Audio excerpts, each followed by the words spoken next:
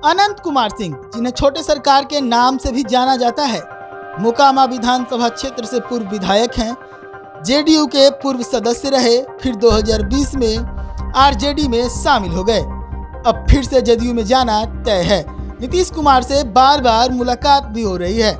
2020 के उनके चुनावी हल्फनामे के अनुसार उन पर 7 हत्याओं, 11 हत्या के प्रयास, अपहरण के 4 मामलों सहित 38 आपराधिक आरोप हैं।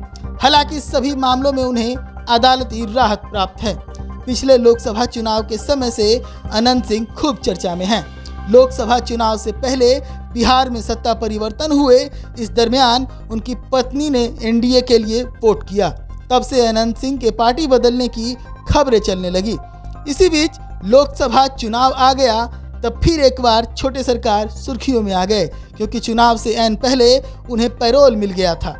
ये पैरोल भले ही संपत्ति बंटवारे के लिए मिला था, लेकिन जेल से निकलते ही अनंत सिंह ने बाहुबली डॉन अशोक महतो के भिरंत से ललन सिंह की ट्रैक से उतरती गाड़ी को फिर से पटरी पर लाकर दौड़ा दिया।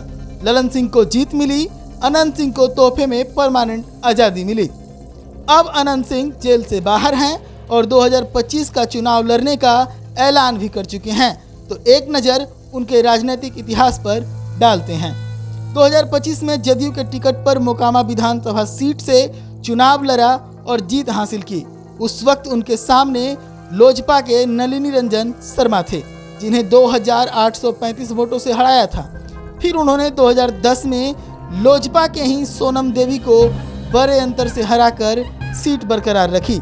2015 के विधानसभा चुनाव में एक बार फिर से अनंत सिंह ने अपनी धमक दिखाई। निर्दलीय प्रत्याशी के तौर पर वर्तमान में जदयू के कद्दावर नेता एमएलसी नीरज कुमार को तब 18,000 से अधिक वोटों से पटकनी दे दिया था और फिर से विधायक बन गए थे। 2020 के चुनाव से पहले अनंत लालू के छत्रछाया में पहुंच गए और इस बार छोटे सरकार ने राजद के टिकट पर जदयू कैंडिडेट राजीव नारायण सिंह को न सिर्फ ललकारा, बल्कि 35,757 वोटों से शिकस्त दे दी थी। 2022 में आर्म्स एक्ट में जेल जाने के कारण सदस्यता चली गई।